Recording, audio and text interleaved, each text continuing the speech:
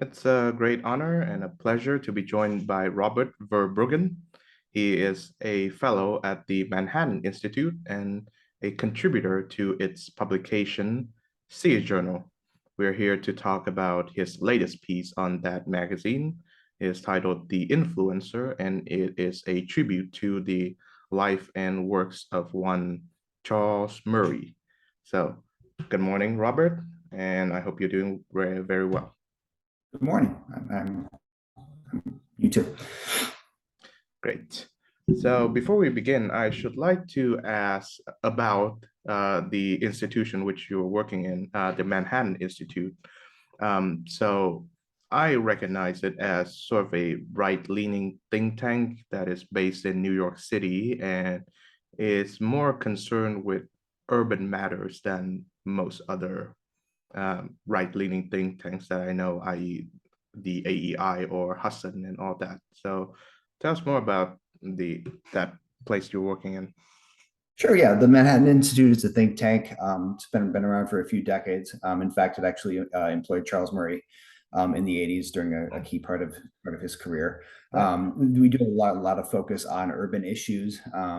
That's why our publication is called City Journal. Things like crime, things like housing, but we also cover a lot of matters of national concern that are much broader than that, and including things about culture, things about immigration policy. Basically, any type of domestic public policy, we at least have some concern about it, I would say. Yes. The current president of the institute is one Raihan Salam. And I hope I'm Mhm. pronouncing his name correctly. I really enjoy his work on National Review as well as his book on immigration matters. Yeah, he's a brilliant Right. mind, and no, you are in capable hands in terms of managers and all that. So, if tell us about City Journal. If we pick up a typical copy of an issue of City Journal, what would we find in it? Sure. Well, City Journal is both the print magazine and a website. The website runs a few articles a day, tending to be more news focused articles, um, tending to be a bit shorter. Whereas the print magazine comes out once a quarter, and it is much longer form journalism. So you'll have some on the ground reporting from different cities about what's going on there and the struggles they're facing. You'll have some coverage of culture. You'll have coverage of ideas and people, like my piece on Charles Murray. So I highly encourage people to check it out because there's a lot of different things in it, and the print magazine, because of its longer form, lets writers kind of expand on their ideas a lot more than your typical piece you read on City Journal's website or any website. So. Gotcha.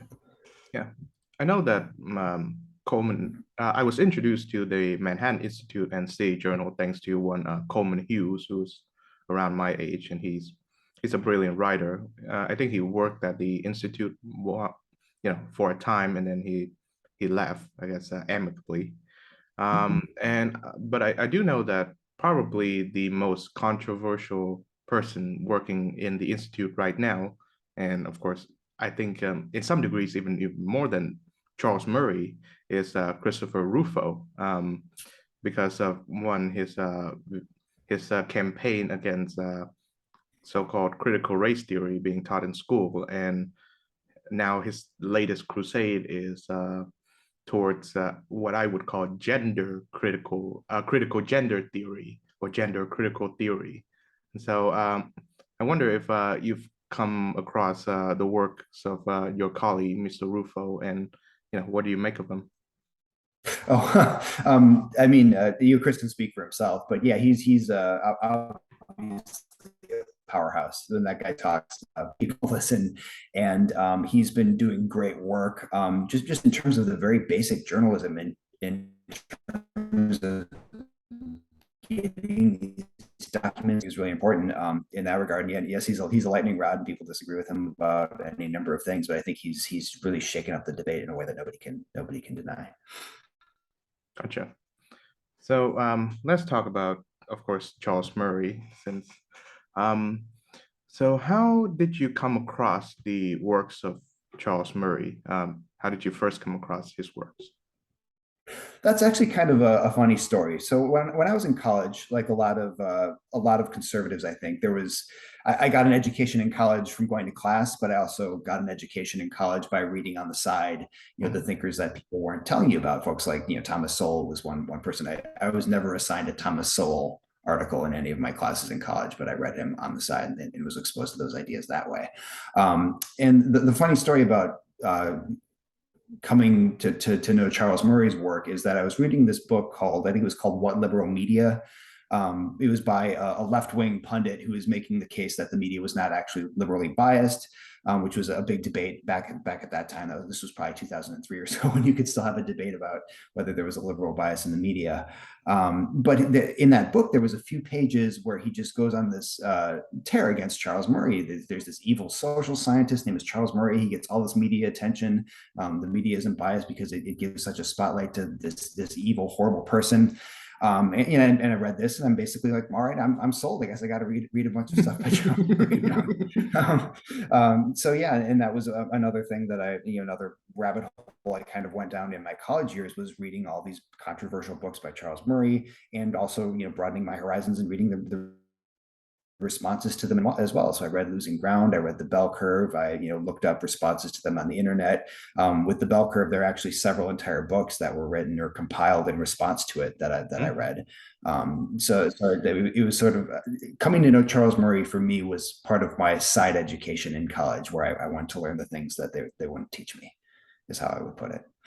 Yeah, I should say it, I share your experience in learning about more conservative and right-leaning thinkers. So that, yeah, they were all virtually outside of my university and college curriculum. And so I first learned about Charles Murray through the Sam Harris podcast, Making Sense. And he did a 2 hour interview with Murray, so as to clear the air on the allegations against whether or not Murray's a racialist, and that got him, Sam mostly, into a firestorm because Vox and now the New York Times' Ezra Klein was very much opposed to that, and they had a heated debate on his Sam's podcast. And so that was when I got curious about the works of Charles Murray. Um, I didn't start with The Bell Curve, however. I started with Losing Ground, his 1984 work, um, which I must say is very, very well detailed research, very well researched, very well detailed. And of course, the premise that Murray had was that these programs that were administered under the Johnson administration, most of them under the, what is it, Great Society umbrella, had failed to live up to its purpose, and has created some unintended sociopathologies. And of course, he was working on that book while being a member of the Manhattan Institute. So tell us about the research that went into the Losing Ground. Yeah, that was one of the more interesting things I discovered when I went back to it, because I originally read these books when I was in college, and now I'm coming back to it with a lot more experience as a journalist and as somebody who's poked around in poverty data a fair amount. And it's actually very interesting how he had to do that back in the early 80s. He had to go and go to the Census Bureau's facilities in Suitland, Maryland. There was another office that he had to go to. So to find these kinds of numbers that he's using in Losing Ground requires all of this sort of legwork to put together all of the census reports and all of the numbers that are not just easily available to the public. Right now I can go, and first of all, anything that the Census Bureau has published, you can find with a Google search, and also you can download the data yourself and just mess with it whatever you want on a $400 laptop if you want. It's very easy to analyze census data and calculate poverty statistics today. It was not easy back then. So that was, to me, the most striking thing looking back at that, is he had an acknowledgement section where he discussed that a bit, how all the work that went into it. And it's actually extremely impressive to be able to put together a book with that much detail based on what was available at the time. Hmm. So I wonder if in your research, or whether or not you've actually met the author of these monumental works of research, Mr. Murray himself. Do you get a sense of where or how did Charles Murray came to have these views of his, which I would describe him as a libertarian. I know that Jonah Goldberg describes him as he's a libertarian who doesn't believe the government should take care of your trash, and Murray himself would describe himself as a Madisonian. So, in your view, how did he, come to have these views of his? Well, based on the way he's described it, both I have a fair number of quotes from him in the article from my interview with him. I talked to him for a couple of hours. It was a really fascinating conversation. But also, for example, in his book In Pursuit, is a lot of that actually traces back to his experiences in Thailand. So after he grew up, he was over in Thailand for a while, working for a research institute, and trying to measure whether governments work. And then he came back and did that work some more. He came back to the States. He worked for the Research Institute more evaluating government programs. And basically what he saw both on the ground and in the numbers was that a lot of these programs just didn't work. The people who made these programs were well intentioned. They had funding to try to help people, but a lot of times they had unintended consequences, and they either were truly ineffective and didn't do what they were supposed to do, because it's hard to get government employees to do what they need to do, but also some backfired. And people, when the government, I think one of his core insights is that when the government starts taking on the basic function of society, and of individual responsibility, that people tend to stop doing those things for themselves, and that's corrosive. Would be his way of, I think. So, Losing Ground came out in 1984, and well, it was during the height of the Reagan era, which I think, of course, given the premise and the conclusion that the book reached, it should appeal to the prevailing, idea within the administration that certain welfare programs have not been uh, fulfilling its promises. But it wasn't until 1996, I believe, that was in Bill Clinton's administration, that some, if not all, of Murray's policy proposals became enacted, and one of them famously being welfare reform. So, how would Charles Murray respond to this, given that it took a Democratic president to listen to him? Yeah, I don't know. That's an interesting question. Now that you say that, that's something I wish I had asked him, because I'd love to hear what he said too. I don't want to speak to him there, but I think that speaks to the power of both, and also just what people were realizing about these programs over time, that it became essentially a bipartisan consensus that the old welfare programs were not needed. Murray puts out this thought experiment where, what if we just cut the Gordian knot, I think was how he put it, and just eliminate all the welfare programs, end it all, let communities step in, let individuals step in, no more government welfare basically at all. And obviously the 1996 welfare reform doesn't look anything like that. But it forced people to confront the pathologies of the way those programs were structured, and to come up with a different way of thinking about it. And the way I describe it in the piece, and I think is a fair way to describe it, is we basically said, we're going to continue supporting people who are poor. We're going to continue supporting single mothers. We're going to make sure that people have enough to eat and so forth.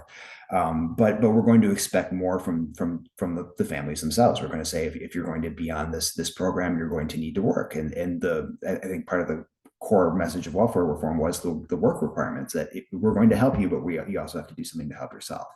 And I think that's something that he helped effectuate, even if it wasn't his. I wouldn't describe that as a proposal. Yes, so of course we're going to get to the most controversial book of Charles Murray's career, one that haunts him to this very day, The Bell Curve. But I think that many of his more libertarian leanings should be the focal point of his, I guess, socio-political writings. because they are in some sense more controversial yet more compelling to read. You've listed them here, in Pursuit, What It Means to Be a Libertarian, and of course By the People, Restoring Liberty Without Permission. That I believe that's a subtitle.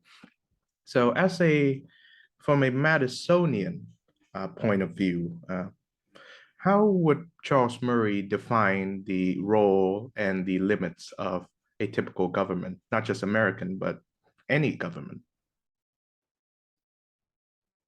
I mean, I think the way that he normally puts it is that you want a government that keeps the peace, right? You need to have libertarians are not anarchists. In Charles Murray, anarchists. You need a government that stops people from harming each other. You need a government you need a military to stop other countries from harming you. But beyond that, he's very committed to the idea of individuals and smaller communities taking care of things for themselves and families, in between their organizations.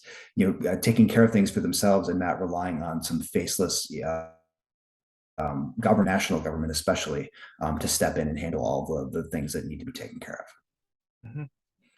I should mention another book of his that deals with the libertarian position, that details his libertarian leanings, which is In Our Hands, which the subtitle, controversially enough, A Plan to Replace the Welfare State, in which he proposes that rather that we have this Gordian knot of welfare and family assistance programs, we should replace it with a program of guaranteed minimum income, which I believe he sets the limit to $10,000 per year, and of course is open to inflation adjustments. Of course, nowadays the idea of a guaranteed minimum income is popularized thanks to efforts by Andrew Yang.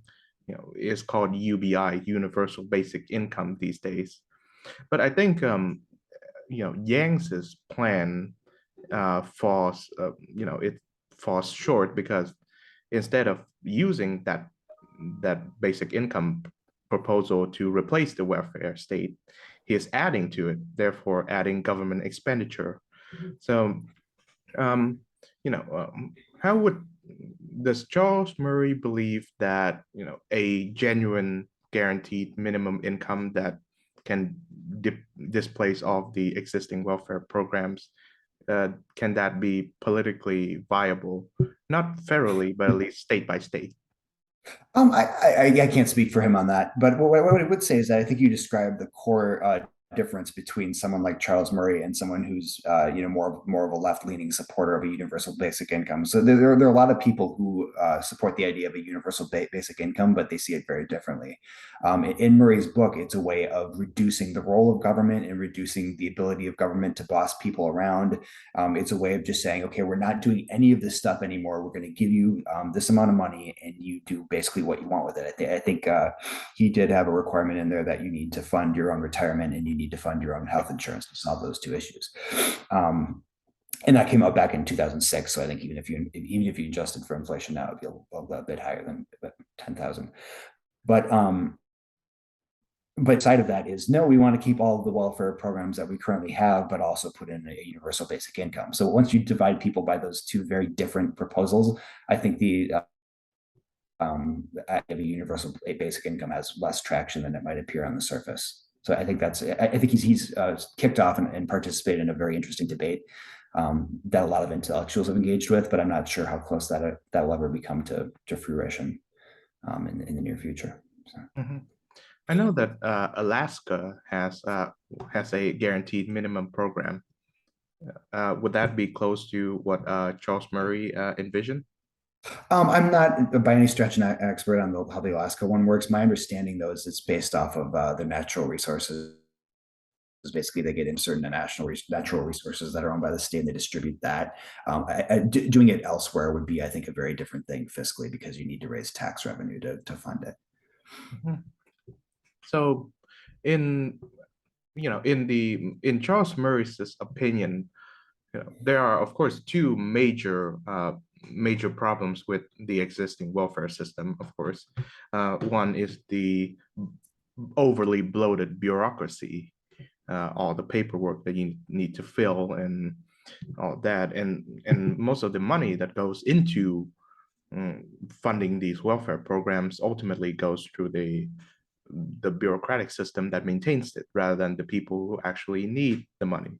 And secondly, it fosters what these social pathologies that Murray clearly indicated in Losing Ground, illegitimacy being one of them, and having children outside of wedlock and not marrying the father of their children.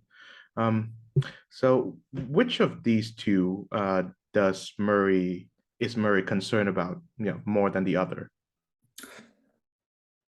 I'm not sure that necessarily one or the other. One interesting thing he said to me though is that one of his he said he's still proud of Losing Ground. He still likes the book.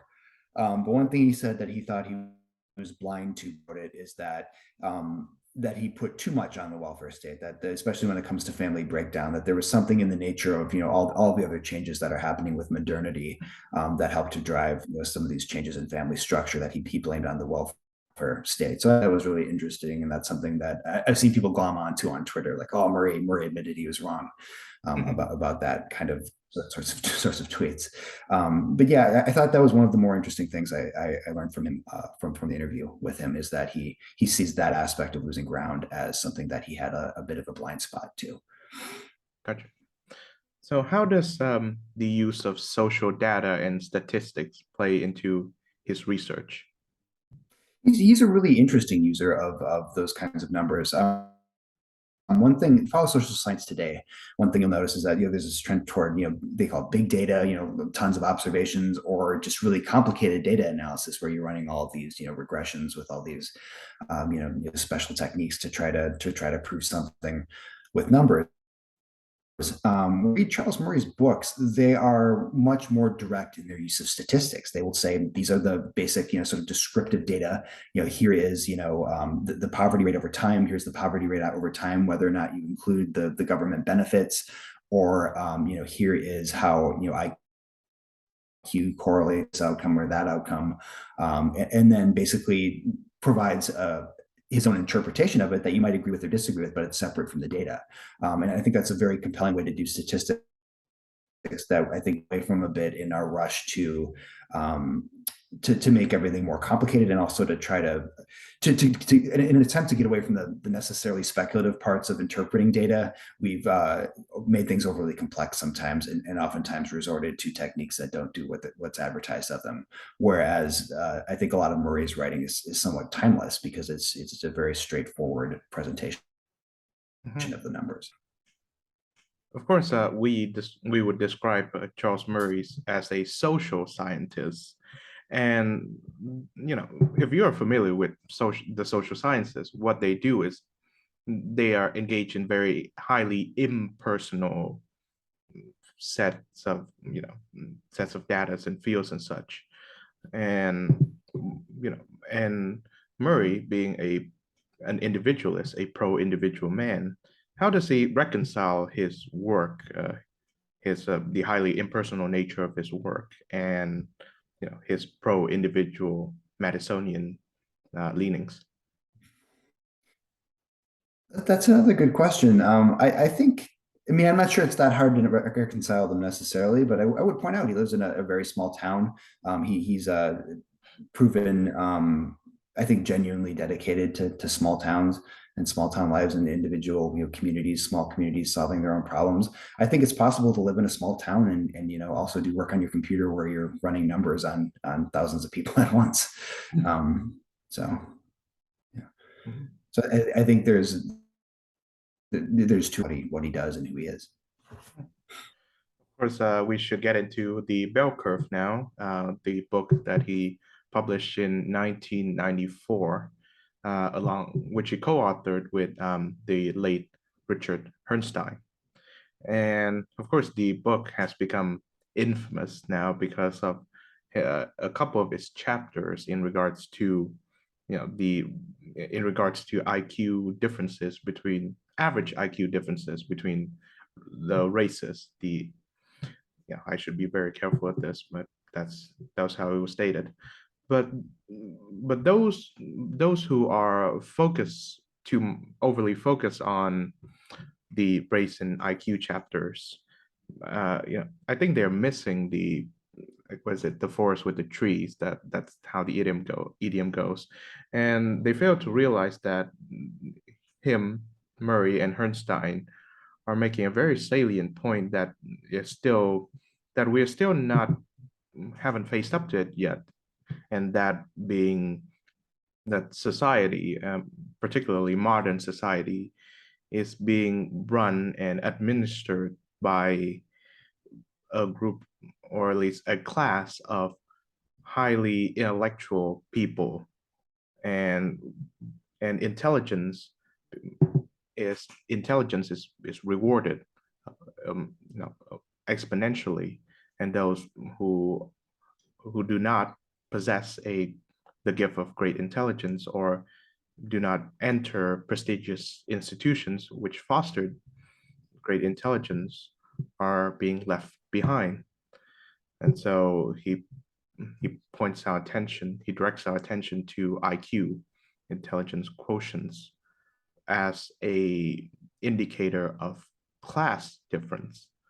And so tell us more about that overall thesis that Murray and Herrnstein are proposing.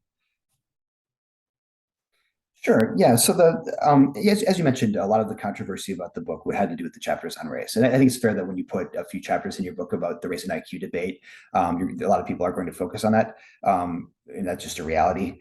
But one thing that I think a lot of people don't realize is that if you read the whole book, it's mostly not about that. It's a much broader book and has a lot to teach us, I think, to this day. And the core argument I think it makes is just that intelligence is really strongly correlated, or fairly strongly correlated, though life is complicated.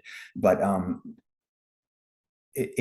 all of these outcomes that you might not necessarily even think about. It's not just income; it's also things like crime and so on and so forth.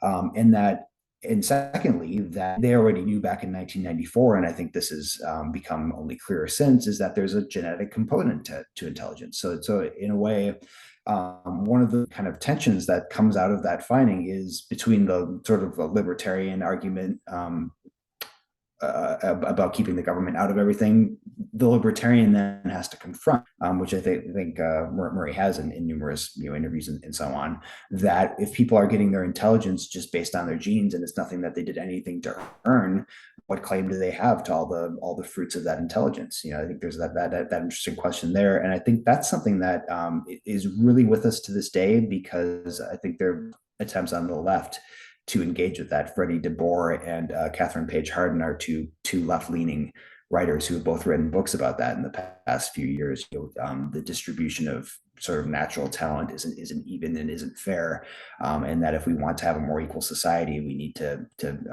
think about genetics more and think about inequalities more, not just in terms of equality of results, but also in terms of initial ability, which does not exist. Right.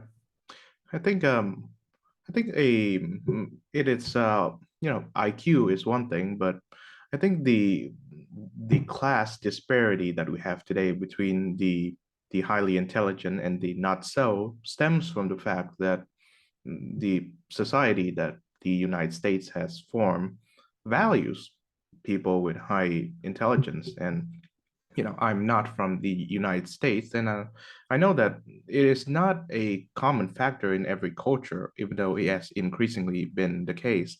There are cultures which value athletic abilities, and there are cultures which value a sense of conformity, and therefore people who are civil servants or bureaucrats are held in high esteem. So the United States happen to be one that values people of great intelligence. So how would Murray respond to this? That there's also cultural factors that play into this, I class. mean, Yeah. I don't think he would. Again, I don't want to speak for him too much. I've read a lot of what he can say, and I can talk about what he's written, but I can't speak for how he would answer that. But yeah, I don't think he would deny that different cultures have different values, different things, different preferences in that regard. And another point of the bell curve was actually that the United States itself had changed a bit. I mean, as time passes and as technologies change, when people get elevated to the top of society is bound to change. I mean, and you pointed out that you go back decades and decades.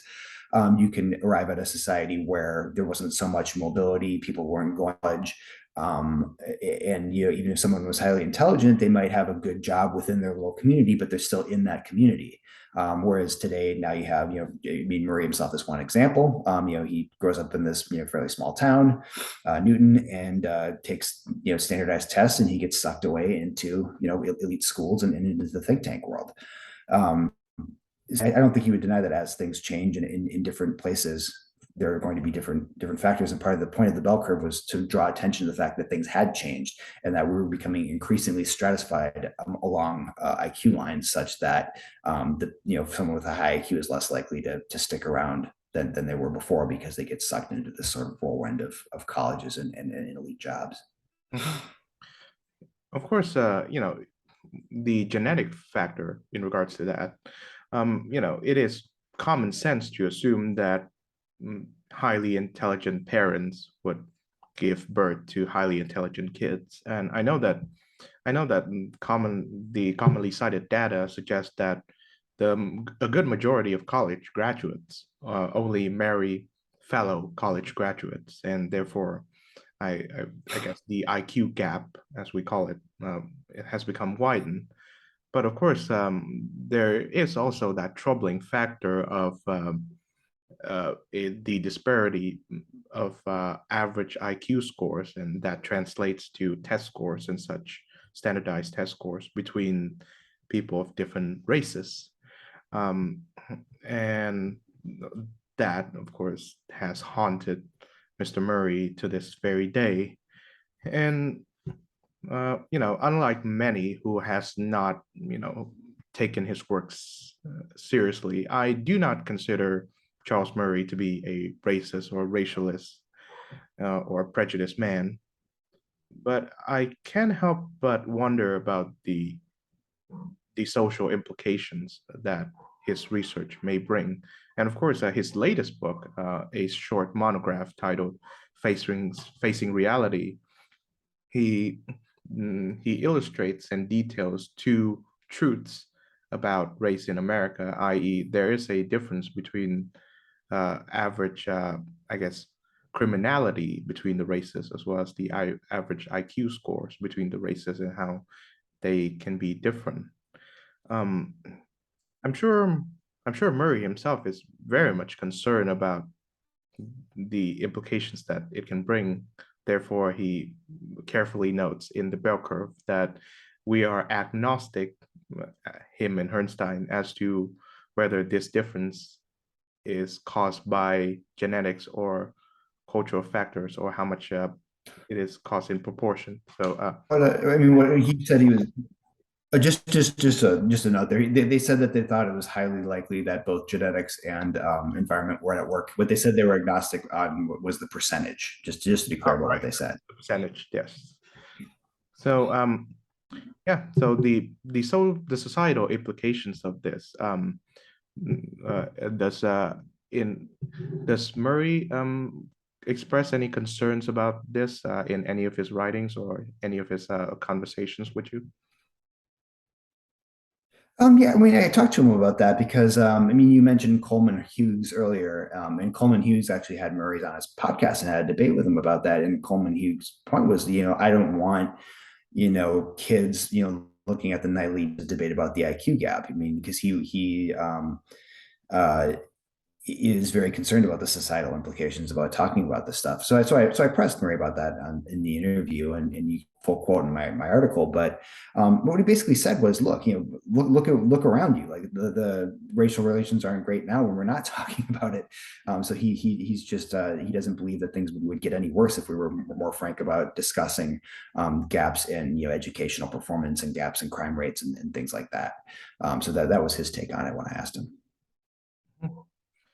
So, you know, I think I think it is a good marker in a society where we value intelligence, and you know, intelligence among other things, because well, I would like to be an intellectual, and secondly, I know that in societies and cultures where intelligence is not valued, we see a huge rise in, I guess, underdevelopment economically and societally. And the commonly cited example is Cambodia during the Khmer Rouge reign, where anti-intellectualism was at its peak, where those who wear glasses were treated with scorn and were, treated as undesirables because they were thought of as intellectuals.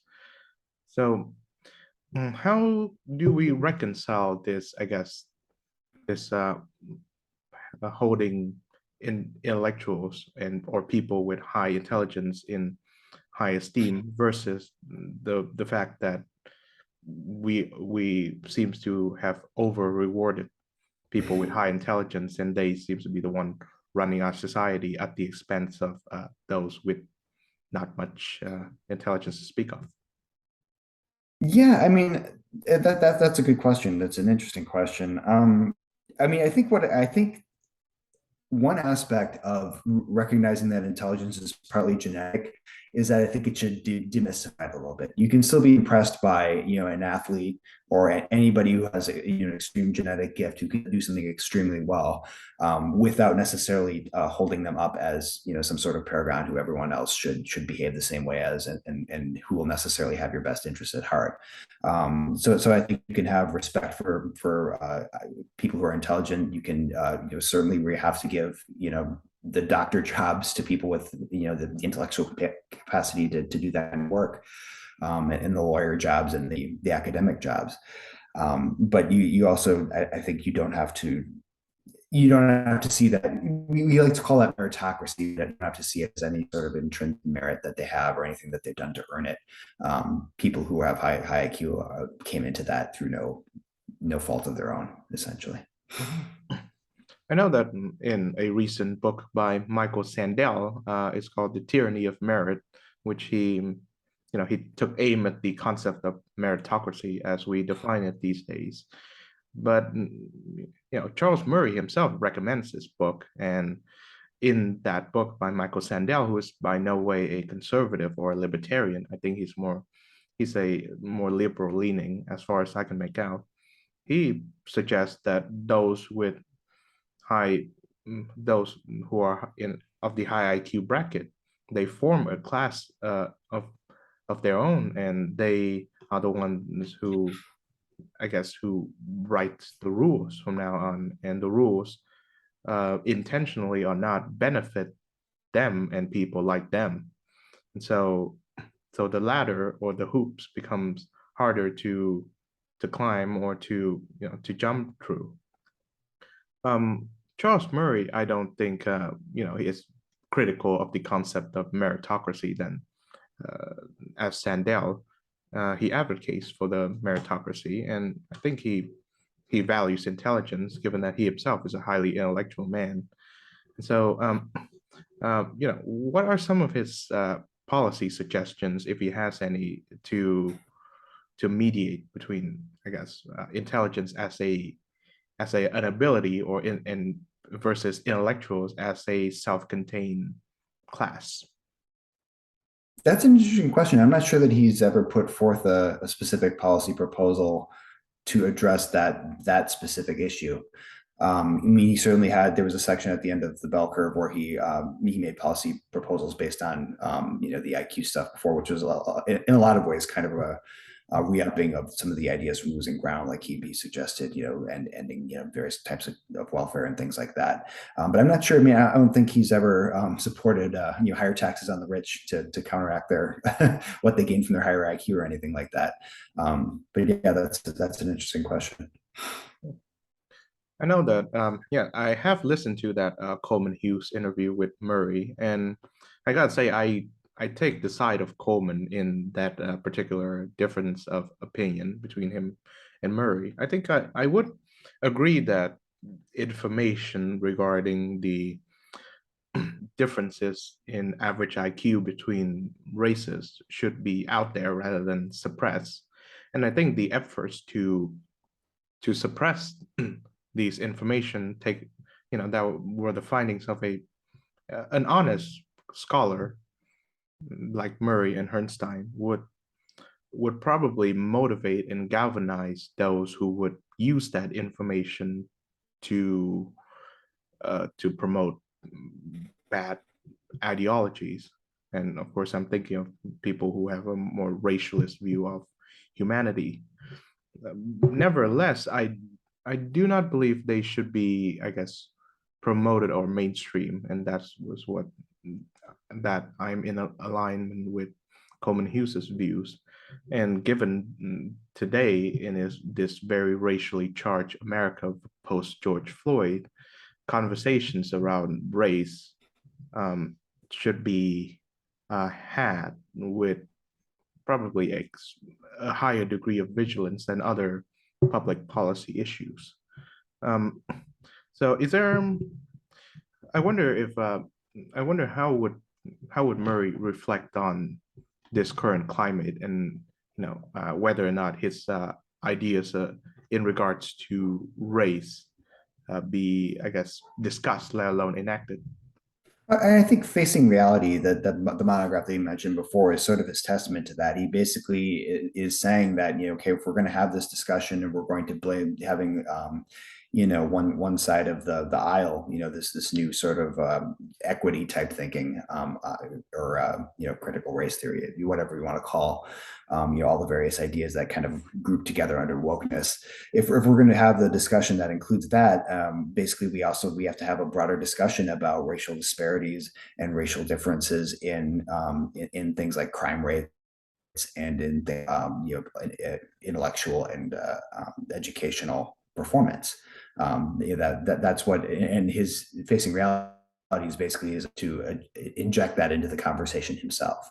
And one thing I noted in my piece is that it didn't make quite the splash that one might have thought based on his ability to rouse people. And it was a book that was largely, to a large extent, ignored. Kind of reviewed a few times here and there, but people just didn't seem to want that. Mm-hmm. Yeah, and that brings us to Coming Apart, which Murray himself described as the bell curve minus the race and IQ question. And the fact that both the bell curve as well as Coming Apart became New York Times bestsellers means that there is a concern over the issue of IQ differences as a measure of class differences. Although we have been as a society reluctant to face that problem. And the subtitle of Coming Apart is The State of White America. I believe it's 1960 to 2010. And of course, he focuses on white America, the America of white people. And, and I wonder, having discussed, having treated the unintended consequences of welfare programs, um, I wonder if Murray would consider that compared to the welfare programs that are still in existence today, and the rising differences in class based on intelligence. Which one of these which one of these does he attribute to cause more harm to the white underclass than the other? Do you know? I mean, I'm not sure that's something that he quantifies explicitly. Mm-hmm. The book was really prescient in that I think it foresaw a lot of the break within white America along class lines that later became a lot clearer under Trump. Mm-hmm. And another thing I would mention is that before you asked me how does he merge his small town commitments with his scholarship, that book is actually a really good example of that, because I think what he was writing about was a lot of what he'd seen on the ground, in the town where he lives, and then reflected through the national data on class and education, and how whites were segregating from each other along class lines, and how outcomes were varying so much. I know that America is a very immigrant-friendly country, but it there's a specific type of immigrant that Americans are more comfortable with than the other, given the recent controversy involving Ron DeSantis flying refugees to Martha's Vineyard. It is clear that the U.S. Prefers a a highly skilled immigrant base than a more low skilled, and they do not take illegals very well. You know, um, and it is of course Trump's demagoguery, including in it, is the idea that immigrants, particularly illegal ones, are going to take the jobs of natives, which I never really buy into. But a legitimate concern is that a foreign-born, elites or children of elites, when they come to America, they would receive a much more acclaim and accolades thanks to their intelligence and elite status than native-born Americans who are, through bad luck, stuck in, decaying small towns and, you know, and suffer the same fate as those in J.D. Vance's neighborhood. Um, and so there is that difference in class, and race also plays into it. And how would Murray propose to reconcile this idea that America is welcoming to immigrants, but at the same time there are certain problems that can arise from America's welcoming embrace? I mean, honestly, immigration is not a big focus of Murray's work, so I'm not sure what he would say to that. I don't want to try to speak for him, so Okay. I'll punt that one. Mhm. But of course, that would neatly bring us to the book that he wrote in 2020 called Human Diversity. It is it's a large trend among people of the left that there are no there are no genetic differences between groups of human beings, say men and women, and more controversially between people of different races. And um, that is the issue that Murray treats in that book, which argues that there are genetic differences in Mm. diverse groups of humans. But America has been built upon the foundation that all men are equal. And so, uh, how can, how does Charles Murray propose to, I guess, reconcile the credo of everyone is equal versus the, people can be different in skill set between, different groups and ethnicities and such? I mean, well, that's something I think that the founders themselves knew. I think of everybody can have equal worth and equal dignity as human beings and have equal rights under the law without being equal in every way. And I think that's something that the founders recognize, is something that Murray recognizes, and I think it's an important conceptual distinction between actual equality in the sense of being exactly the same, as opposed to being treated as equals in certain contexts.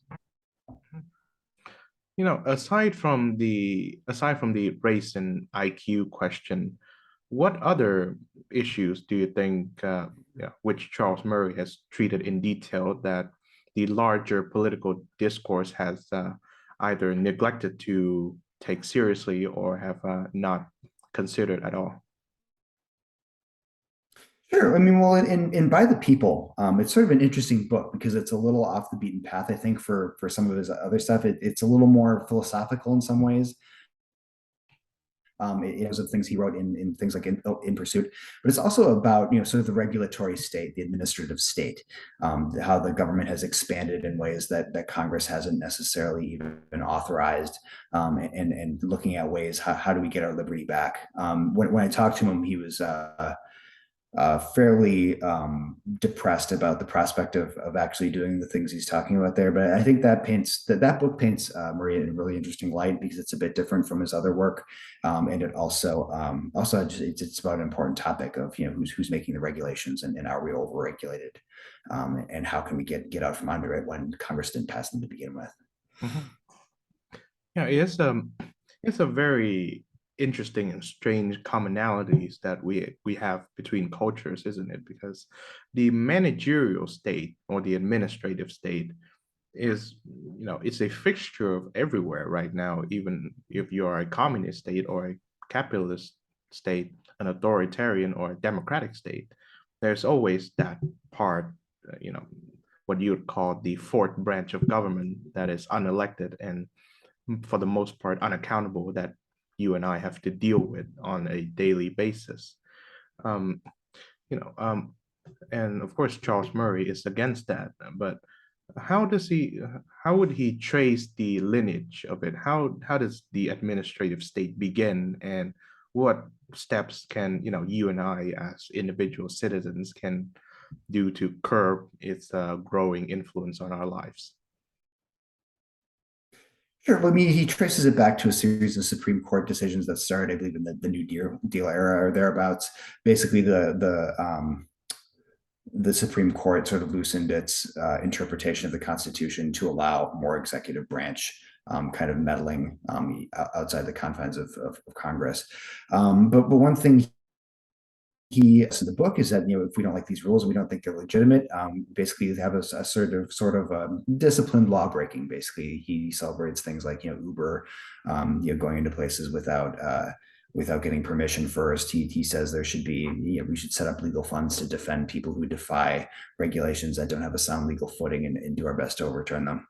So it's sort of a balanced approach of a little bit of lawlessness, but also trying to actually scale back the policies and find a better way.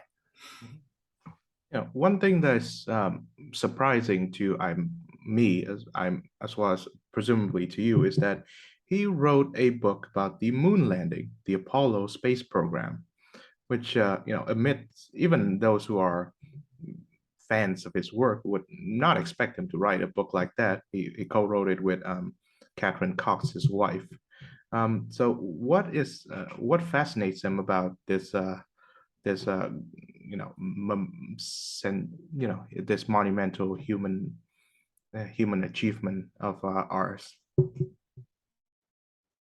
Yeah, that was I mentioned I first got into Charles Murray when I was in college. So when I was reading his books for as research for this article, I was mostly rereading them that I'd never read before. So I got the chance to read it for the first time. It's a really neat book.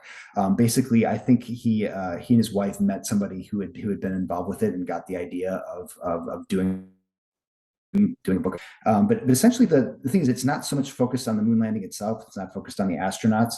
It is focused on the achievement behind the scenes there of all the people who were designing, building them. It has all these really neat stories about the program and how they managed to get to land on the moon after a lot of trial and error, and with really detailed interviews with a lot of the people, after the fact who they were able to talk to. And I think that's it's completely different from anything else he's done. But in another way, it's of a piece with some of his other work, such as Human Accomplishment. He does definitely have for all the skepticism that he has of the cognitive elite, as he describes it, he also had a lot of respect for what human beings can accomplish when they do have high ability and when they work together, and have a goal and really work to achieve it. So that book is a celebration of people who did that. Mhm. Of course, the Apollo space program is, to everyone's surprise, a government program. So it is quite unusual for a diehard libertarian to marvel at its achievement. So, final question. I think a mark of a great thinker is not that, everyone in his successive generations agree with his or her work, but the degree to which he or she has influenced the discourse afterwards. And so in which ways does Charles Murray's and his works influence contemporary political discourse? Sure. I mean, well, one thing I should note is when I asked him about his lasting influence, one of the things he said is that the only book he has that's going to have a truly lasting influence and will still be consulted, centuries from now is the Apollo book, because the first moon landing will remain something that people will care about even a long time from now, and they have essentially it's a primary source document because they conducted a lot of interviews with people and published them there. So that was I found that to be a really interesting insight from him, is that all of these other books are going to wash away over time, but Apollo is going to remain. Um, but in terms of looking just less than 40 losing ground, a quarter century or so after the bell curve. I think everything that he has written has some resonance with the current debate. If you look at the debate over Build Back Better, the concerns about what to have universal child allowances and expand welfare programs. I mean, if you look at the stuff that conservatives were writing after that, the points they were making, those were echoes of what things that Murray said in Losing Ground. And I already mentioned that the left has been starting to grapple with genetics a little bit more. I mentioned Freddie DeBoer's book and Catherine Page Harden's book. I think that the themes of losing, or the themes of the bell curve, the question of what does it mean to have high intelligence? Why do some people have more intelligence than others? And what does that mean for class structure? The subtitle of that book was Intelligence and Class Structure in American Life. I think that's something we're still very much grappling with, and I think you see echoes of his thoughts in works by people who would not admit to any influence by him whatsoever, even because I think he was one of the first people, and he and Herrnstein, to draw attention to this fact that we have a trait that's partly genetic and also very influential over your life outcomes, that raises a lot of interesting philosophical questions. And I think in some ways the left actually has an easier way of answering them than the right does, but they're just the left has generally been so allergic to genetics that it's taken them this long to come around. But I think he's had a very profound influence on every debate he's entered. Yes, I think of Charles Murray as an interesting thinker because he dares to approach very difficult issues, and he's willing to be honest and thought-provoking, and well, and as well as he's dedicated a great deal of his time and effort to research them. And I trust that, hopefully not after his passing, that his reputation will be more improved as time goes along, because even those who do not want to admit it would do not want to admit that Charles Murray influenced that thought, are influenced by the thoughts and the issues raised by Charles Murray. And of course, if I have shown any difficulty forming these questions to you, it is because I too find it very difficult to grapple with the findings and the conclusions that Charles Murray has brought us. And so with that being said, thank you very much, Robert VerBruggen of the Manhattan Institute, for joining me on this deep dive into the works and the thoughts of Charles Murray. And I thank you for helping us introduce us to the thoughts of this great social thinker. And I wish you all the best with your future work, and take care of yourself. Good to be here. Thank you too.